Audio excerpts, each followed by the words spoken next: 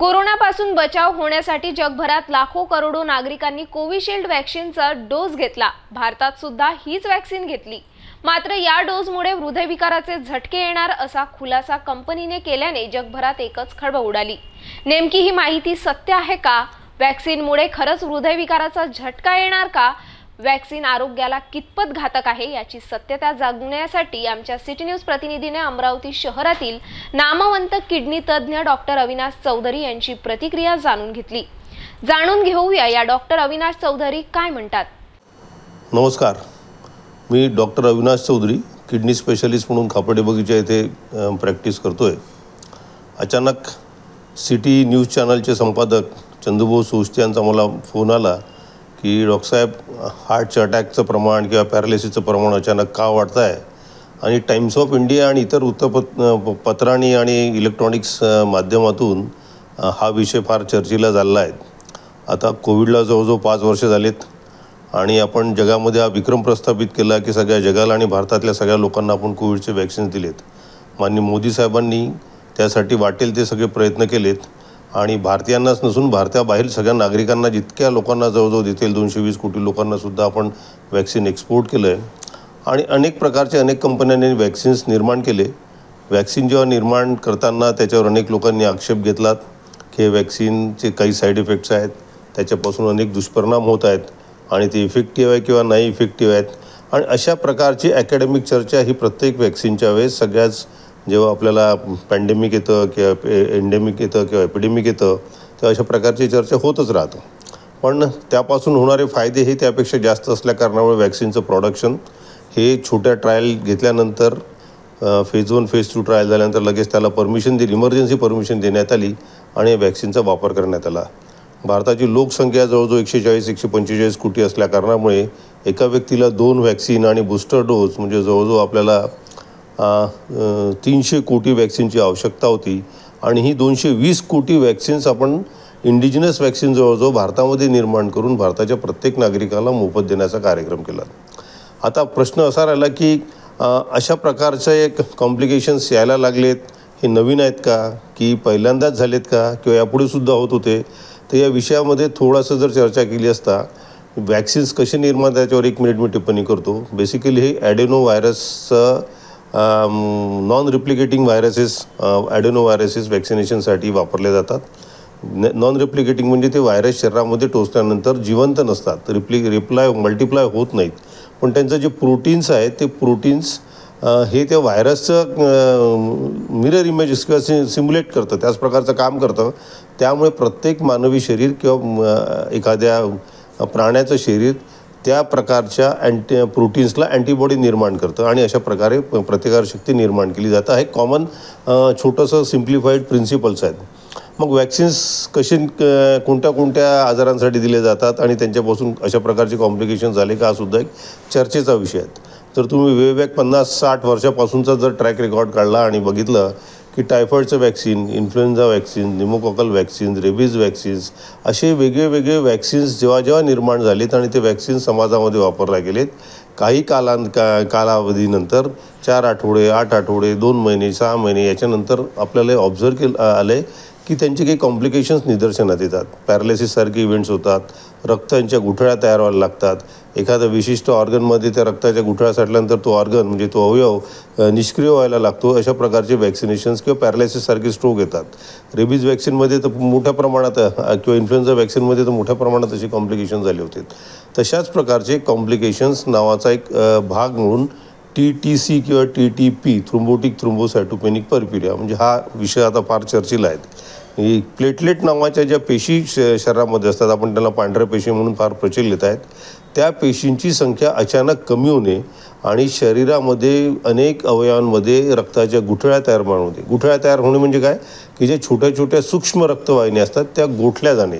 त्या गोठल्या का जातात? कारण ह्या प्लेटलेट नावाच्या ज्या पेशी असतात त्यांची काम करण्याची जी पद्धत आहे ती थोडीशी बदलते आणि त्या एकमेकाला चिटकायला लागतात ते बेसिकली ॲडम-TS नावाचं जे एन्झाईम्स आहे, ॲडम-TS13 नावाचं एन्झाईम्स हे शरीरामध्ये कमी होतं आहे. अँटीबॉडीजच्या माध्यमातून त्याची काम करण्याची प्रक्रिया कमी होते.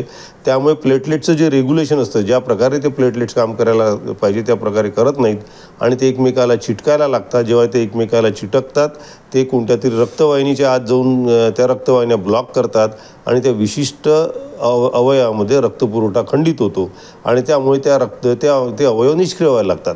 उदाहरणार्थ कॉमनली ऑब्झर्व्ड जे सिंड्रोम्स त्याला म्हणतो आपण TTPमध्ये, सगळ्यात पहिले त्या रुग्णाला ताप यायला लागतो, रक्ताच्या पेशी कमी व्हायला लागतात, शरीरावर लालसर डाग यायला लागतात, मेंदूमध्ये जर रक्तवाहिन्या गोठायला लागल्या तर पेशंटला आकडी किंवा मिरगी यायला लागतात, किडनीमध्ये जर रक्तवाहिन्या ब्लॉक झाल्या तर किडनी फेल्युअर होतो, लिव्हरमध्ये जर रक्तवाहिन्या ब्लॉक झाल्या तर जॉन्डिस व्हायला लागतो किंवा अनेक ठिकाणी अशा प्रकारच्या रक्तवाहिन्या ब्लॉक झाल्यामुळे हिमोलायसिस नावाचा सिंड्रोम तयार होतो. त्यामुळे परत कावीळ होतो आणि मग मल्टी ऑर्गन फेल्युअर नावाचा एक एंटिटी एस्टॅब्लिश होतो. पण एक अचानक तुम्ही बघितलं असेल की मागील 2-3 वर्षामध्ये तरुण लोकांना हार्टचे अटॅक यायला लागलेत, तरुण लोकांना पॅरालिसिसचे अटॅक यायला लागलेत. तेव्हा याचा जेव्हा सखोल अभ्यास केला गेला तेव्हा असं कळलं की ॲडम-TS13 नावाचं जे एन्झाईम्स आहे ते शरीरामध्ये त्याची लेवल कमी झालेली आहेत आणि त्या लोकांमध्ये कमी झालेली आहेत ज्यांनी हे कोविडचे 1, 2 किंवा बूस्टर डोजेसचे वॅक्सिन घेतले आहेत. त्यामुळे ही जी संख्या सुरुवातीला TTP होतं की नव्हतं, TTP सुरुवातीला सुद्धा होतं, त्याची संख्या जवळजवळ 1 मिलियन लोकांमध्ये म्हणजे 10 लाख लोकसंख्येमध्ये 4 लोकांना हे ऑब्झर्व होतं. पण ही संख्या जेव्हा 5 पट 10 पट वाढायला लागलीत, जेव्हा 30 ते 40 रुग्ण आपल्याला 10 लाख लोकसंख्येच्या मध्ये आढळायला लागले तेव्हा आपल्याला जाणवलं की हे याला काहीतरी कारण असायला पाहिजे आणि ते संशोधनातून निश्चित झालं की हे बेसिकली कोविड वॅक्सिन घेतल्यामुळे झालं आहे. आता कोविड वॅक्सिननीच होतं का तर प्रश्न असा आहे की नाही. कोणत्याही प्रकारचे जे आतापर्यंत मी तुम्हाला वॅक्सिन सांगितले, इन्फ्लुएन्झा वॅक्सिन्स असो, निमोकॉकल वॅक्सिन्स असो, टायफॉईड वॅक्सिन्स असो, रेबीज वॅक्सिन्स असो, कोविड वॅक्सिन्स असो, अशा अनेक वॅक्सिनपासून अशा प्रकारचे कॉम्प्लिकेशन्स निर्माण होतात. त्यामुळे मला एक छोटासा मेसेज शॉर्टमध्ये एवढंच दागायचं झाला की चर्चा खूप होत आहेत, आपण या सेगमेंटमध्ये खूप भरारी घेतली आहेत, खूप यश प्राप्त केलेलं आहेत आपल्या जगामध्ये वॅक्सिनेशन क्षेत्रामध्ये. तशी आपण जगाच्या पाठीवर 40 ते 50% वॅक्सिन हे भारतामध्ये निर्माण केलं जातं आणि जगभर ते प्रोव्हाइड केलं जातं. त्यामुळे वॅक्सिन सेगमेंटमध्ये फार्मा इंडस्ट्रीमध्ये आपलं एक बोलबाला आहे, सगळ्यात जास्त वॅक्सिन प्रोड्यूस करणारं कंट्री आहेत आणि कोविडच्या कालावधीमध्ये सुद्धा आपण हे प्रूव्ह करून दाखवलं आणि फार छोट्याशा कालावधीमध्ये आपण हे प्रूव्ह करून झालं की एवढ्या मोठ्या संख्येमध्ये आपण ते वॅक्सिन निर्माण केलं. त्यामुळे कदाचित इलेक्ट्रॉनिक्स मीडियाच्या माध्यमातून जगभराचा जो मीडिया आहे तो आपल्या भारताविरुद्ध एक षड्यंत्र निर्माण करण्याचा सुद्धा प्रयत्न करत असू शकेल की एवढे वॅक्सिन तुम्ही निर्माण करण्याची घाई केली आणि त्या घाई ट्रायल्स पूर्ण व्हायच्या आतच त्याची परमिशन दिली आणि त्यामुळे अशा प्रकारच्या लोकांना कॉम्प्लिकेशन्स होत आहेत. एकदम चुकीचं आहेत. फेज 2 ट्रायल झाल्या होत्या, शॉर्ट ट्रायल जरी झाल्या असल्या तरी तेव्हा आपल्याकडे फारसा वेळ नसल्याकारणामुळे लॉंग टर्म ट्रायल्स घेता येत नव्हत्या आणि कोविड आपल्या थैमान माजवून राहिलं होतं. तेव्हा अशा परिस्थितीमध्ये वॅक्सिनेशन अतिशय जरुरी होतं. त्यामुळे कोणत्याही या अशा अफवांना बळी न पडता वॅक्सिनेशन असे कॉम्प्लिकेशन झाले त्यामुळे वॅक्सिनेशन घेऊ नये अशा प्रकारचा कोणतेही इम्प्रेशन कॅरी करू नका. जेव्हा वॅक्सिनेशन जरुरी असतं ते निश्चितचपणे समाजासाठी उपयुक्त असतं आणि जरुरी असतं. अदरवाईज जर वॅक्सिनेशन झालं नसतं तर जी मृत्यूंची संख्या प्रचंड मोठ्या प्रमाणात किंवा कोविडमुळे लॉंग टर्म कॉम्प्लिकेशन जे चेस्टचे फुफ्फुसाचे जे कॉम्प्लिकेशन्स होतात अशा रुग्णांची संख्या फार मोठ्या प्रमाणात दिसली असती जी आपल्याला टाळता आली. म्हणजे एवढ्या मोठ्या देशामध्ये अतिशय क्षुल्लक प्रमाणामध्ये आपल्याला कोविडचे कॉम्प्लिकेशन्स आणि क्षुल्लक प्रमाणामध्ये कोविडमुळे मृत्युमुखी होण्याचे प्रमाण आपल्याला बघितलं असेल मागील 4-5 वर्षात. त्यामुळे मला असं वाटतं ही चर्चा होतच असतं. अकॅडमिक चर्चा व्हायलाच पाहिजे. प्रत्येक गोष्टीची शहानिशासुद्धा झाली पाहिजे आणि प्रत्येक वॅक्सिनचा आणि कोणत्याही फार्मास्युटिकल ड्रग्सचा किंवा औषधांचा अभ्यास केल्यानंतरच त्याचा उपयोग झाला पाहिजे याला मी पूर्णतः समर्थन करतो. पण कोणत्याही चुकीच्या अफवांना मला असं वाटतं आपण समर्थन करून त्याच्या विरुद्ध असं षड्यंत्र निर्माण होऊ देऊ नये याचीसुद्धा आपण काळजी घेतली पाहिजे. जेव्हा जेव्हा वॅक्सिनेशन जरुरी असतं तेव्हा वॅक्सिनेशन झालंच पाहिजे. वॅक्सिनेशन हे शरीराच्या प्रतिकारशक्तीकरता अतिशय आवश्यक आहेत अनेक आजार आपण वॅक्सिनेशनच्या माध्यमातून त्याचे निर्बंध केलेले आहेत, नष्ट केलेले आहेत. पोलिओसारखा आजार आपण भारतामधून इरॅडिकेट करून टाकला आहेत. त्यामुळे मला असं वाटतं वॅक्सिन हे खराब असतं. वॅक्सिननी असे कॉम्प्लिकेशन्स होतात. त्याला उत्तर जरी हो असलं की वॅक्सिनचे आपले कॉम्प्लिकेशन्स आहेत, पण जेव्हा जेव्हा ते आवश्यक असतं मला असं वाटतं ते वॅक्सिनेशन आपण करायलाच पाहिजेत. त्यामुळे तुम्ही सोशल मीडियाच्या माध्यमातून ज्या टेम्पर्ड न्यूज असतात, फॅब्रिकेटेड न्यूज असतात, त्याला बळी पडू नका. जेव्हा जेव्हा वॅक्सिनेशनची आवश्यकता असते ती आवश्यकच होती, ती केल्या गेली आणि यातलं मला असं वाटतं आपण फार यश प्राप्त केलं या सेगमेंटमध्ये. आणि अन्यथा आज भयानक परिस्थिती निर्माण झाली असती. त्यामुळे मला हा सगळ्या अमरावतीवासियांना किंवा सगळ्यांना मेसेज द्यावा असं वाटतं की वॅक्सिन, कोणत्याही वॅक्सिनमुळे अशा प्रकारचे कॉम्प्लिकेशन्स होऊ शकतात. त्यात कोविडनीच होतं आणि बाकीच्या वॅक्सिननी होत नाही असं काही नाही.